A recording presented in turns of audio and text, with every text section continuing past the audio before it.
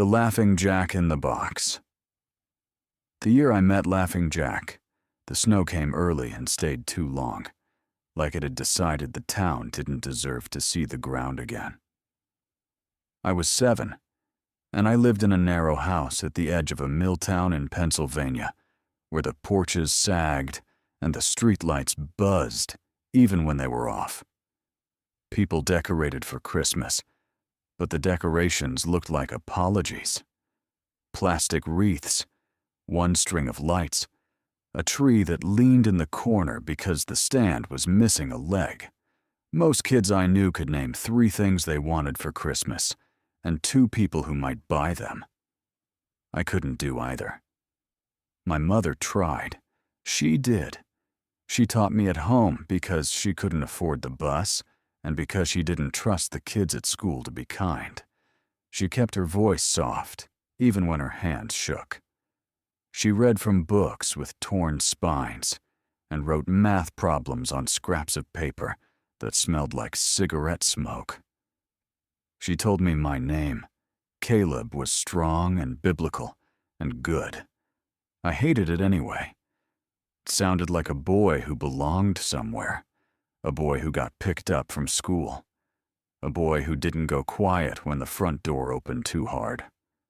My father worked nights at a warehouse along the river. Sometimes he'd come home at sunrise, exhausted and blank. Other times he'd come home loud, carrying whatever mood he'd bought at the bar on the corner.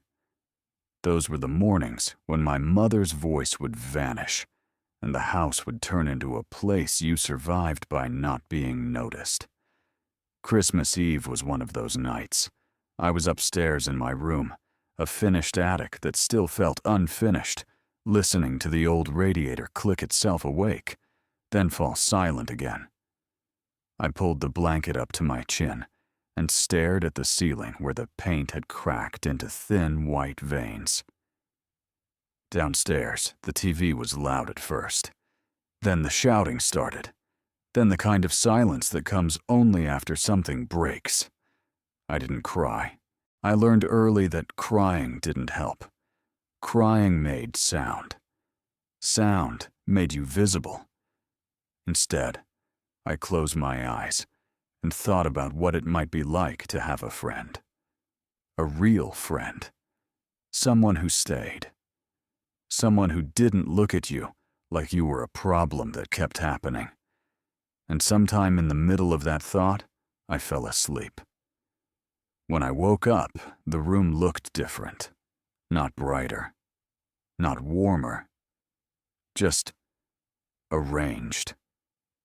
At the foot of my bed, perfectly centered like it belonged there, sat a wooden box. It was painted in faded, cheerful colors. Reds and yellows that looked too clean for my room. Carved faces, smiling and wide-eyed, wrapped around the sides like a circus poster come to life. The paint had a gloss to it, as if someone had finished it yesterday, and then carefully placed it in the coldest corner of the house. I didn't remember it being there. I didn't remember ever owning anything like it. A small tag was tied to the handle with string. For Caleb. My stomach tightened. I wasn't used to gifts. Not real ones. Not ones that had my name on them in neat handwriting. On the lid, burned into the wood like a brand, were words I had to read slowly. Laughing Jack in the Box. I knew what a jack-in-the-box was. I'd seen one once at a neighbor's house, and it had scared me so badly I'd pretended to laugh. But I'd never heard of a laughing one. On the side of the box was a metal crank. It looked new, but when I touched it, it felt cold in a way that made my fingertips ache. I turned it once. A thin, tinny melody started up. Not Jingle Bells. Not Silent Night. Something older. Something that sounded like it had been played in a room full of wallpaper and shadows. The notes rose and fell like they were following footsteps. I turned the crank again. The song repeated, a little louder, as if the box was waking up. I turned it a third time. The melody reached what felt like its ending, and then it simply stopped. Nothing popped out. No spring, no clown, no surprise. I stared at it, disappointed in a way I didn't want to admit, and set it back at the foot of the bed. Maybe it was broken. Maybe it was a joke. Maybe. Behind me, the box made a sound like a held breath finally released. A deep wooden thud. Then a rattling, violent shake, like something inside was trying to stand up. I turned so fast I almost fell. The lid snapped open. Confetti burst out in a silent, weightless cloud paper bits that didn't fall right away, drifting as if the air in my room had thickened. A swirl of colored smoke rolled up from inside the box, smelling faintly of sugar and dust. And then, standing in the middle of my attic room like he'd been there all along, was a clown. He was taller than any adult I knew, and built like a scarecrow dressed for a parade. His hair was bright orange, sticking out in sharp tufts, as if static lived in it. His nose wasn't round like a normal clown's. It was a striped cone, like a tiny party hat glued to his face. Around his neck was a collar made of layered fabric that shimmered faintly with every movement. His clothes were patched in panels of color, but the colors weren't childish. They were rich, almost velvet, like a costume meant for a stage, not a birthday party. He spread his arms wide and announced, in a voice that was too big for my room. Ladies and gentlemen, boys and girls of all ages, of all kinds, step right up to meet the one, the only. Laughing Jack-in-the-Box, he bowed, deep, dramatic, like he expected applause from the dust. I didn't scream. I should have. I know that now. But I didn't, because he smiled at me. Not a painted smile, a real one. Warm, delighted, like he'd been waiting. "Who?" My voice scraped out of my throat. "Who are you?" He straightened, placed a hand on his chest, and looked genuinely pleased I'd asked. "I'm Laughing Jack," he said. "Your brand new best friend. For life." "For life?" "For life," he repeated, like it was the simplest promise in the world. "I don't get tired. I don't get bored. I don't go away when you stop being convenient. I'm good at games, good at stories, good at making a room feel less empty." I stared at him, trying to figure out where my mother was, where my father was, why no one else had heard any of this. He tilted his head. "Oh, don't worry. They won't see me." "How?"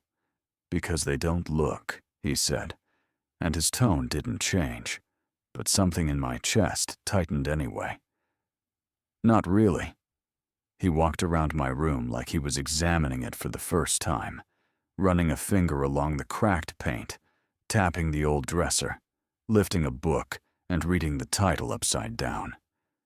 "What do you want to play first?" he asked brightly. "Spies? Pirates? Kings and castles? We can do anything you want." My chest filled with a feeling I'd only ever watched other kids have. Hope. "I have lessons," I said quietly, and the word felt like a chain. Jack's expression softened. "Then you do your lessons. I'll wait right here. I always wait." Downstairs, my mother called my name. I flinched. Jack winked at me. "Go on. And Caleb?" "Yeah?" "You should smile more," he said. "It looks right on you." I smiled before I could stop myself. And for the first time in a long time, it didn't feel like pretending. That day, I told my mother everything. I babbled through breakfast, through math, through the small chores she gave me to keep my hands busy. I described the box, the confetti, the clown, The way he made the room feel like it had oxygen again. My mother listened, but her face didn't change. When I finally dragged her upstairs to prove it, she followed with the tired patience of someone humoring a child, because the world had already taken too much from him. I opened my bedroom door with a grin already forming. The room was empty. No box, no confetti, no clown. Just my bed, my cracked ceiling, and the cold air that always lived up there. My mother's eyes sharpened. Her mouth tightened. "Caleb," she said, and my stomach dropped because I recognized that tone. It wasn't anger. It was something worse. Exhaustion turning into blame. "I swear," I whispered. He was right. A slap cut the sentence in half. It wasn't the hardest slap I'd ever gotten, but it was the one that taught me something I couldn't unlearn. When you talk about things no one else can see, you become the problem. My mother left me in the attic for the rest of the day. No lunch, no warmth in her voice when she called me down later. Just instructions. Just survival. When she finally shut the door and the footsteps faded, I sat on the bed and cried into my hands as quietly as I could. "Hey," a voice said beside me, cheerful like a bell. "What's wrong, partner?" Jack sat on the edge of the bed, as if he'd been there the whole time, elbows on his knees, face turned toward me with practiced concern. "Where were you?" I demanded, my voice cracking. He patted my shoulder. "Hiding. I can't let them see me. If they see me, they'll take me away. And then, what would you do?" I hated how quickly that logic wrapped around my fear like rope. "Look," he said, "I'm sorry I scared you, but we can still play. We can always play." That night, we did.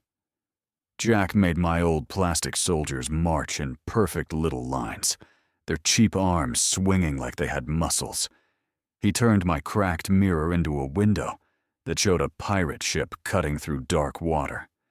He pulled candy from his pockets, actual candy, sweet and bright and impossible, and handed it to me like I deserved it. I laughed. For hours. I laughed until my face hurt. And Jack watched me like laughter was food. 3 months later, something happened that should have made me afraid of him. Instead, it made me realize I wasn't as innocent as I thought. It was one of the first warm days of spring. The snow had finally melted into dirty piles along the curb. Jack and I played outside in the backyard, where the grass struggled through the dead leaves. A neighbor's cat wandered in through a gap in the fence. Jack's eyes lit up. "A spy," he whispered dramatically. I giggled. "Get him." Jack's arm stretched longer than it should have, smooth like rubber, and scooped the cat up before it could run. The cat yowled, scratching. Jack held it still, smiling as if waiting for my next instruction. And I didn't tell him to let it go. I don't know why. Maybe because, for once, something else was smaller than me. Helpless. Jack squeezed. The yowling stopped. The cat went limp. I stared at it, the small body hanging from Jack's hand like a toy that had broken. And then I laughed. It started as a shocked sound, a burst of disbelief. Then it turned into real laughter, loud and high, the kind that makes you choke. Jack joined in, softer, satisfied. When my laughter died, fear rushed in behind it. We got rid of the cat before anyone could see. We hid the evidence like it was a game with rules only we understood. An hour later, my mother screamed. She found out anyway. Somehow she always did.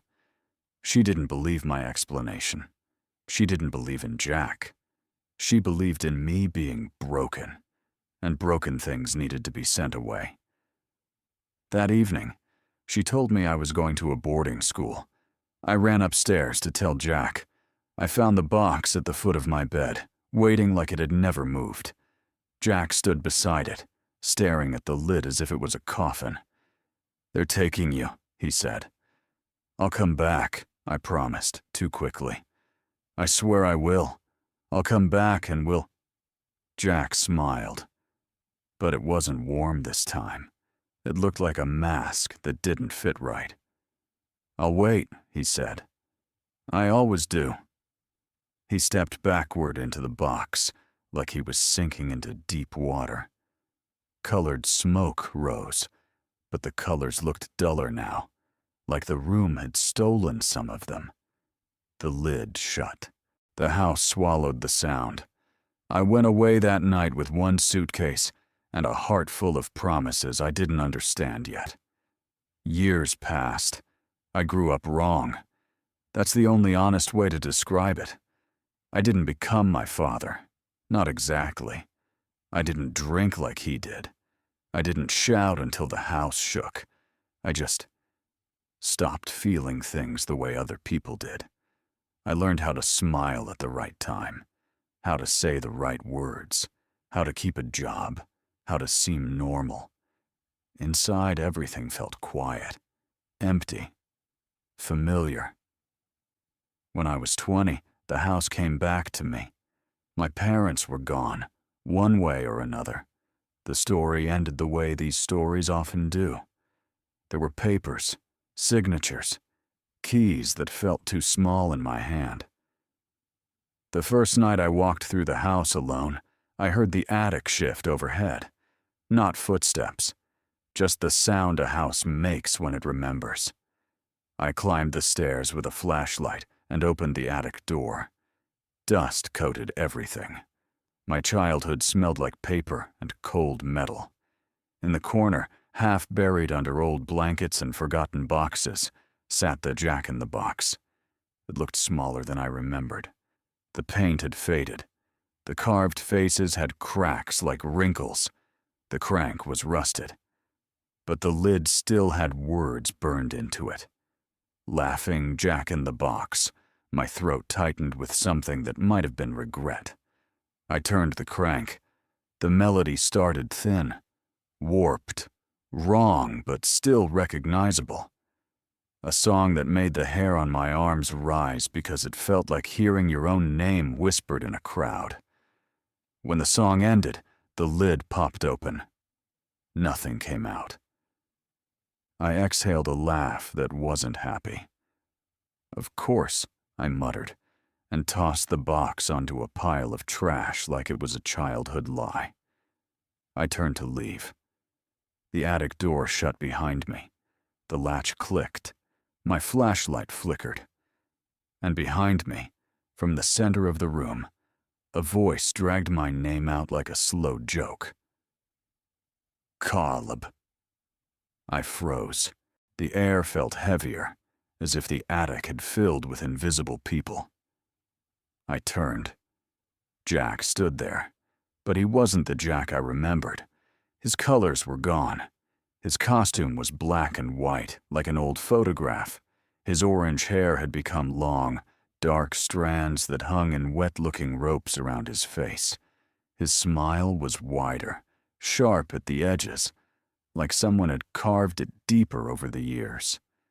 He tilted his head slowly, as if examining what time had made of me. "It's so good to be out," he said softly.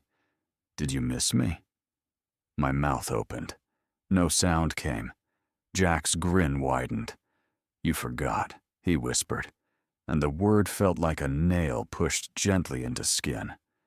"You left me in here, waiting." "I was a kid," I managed.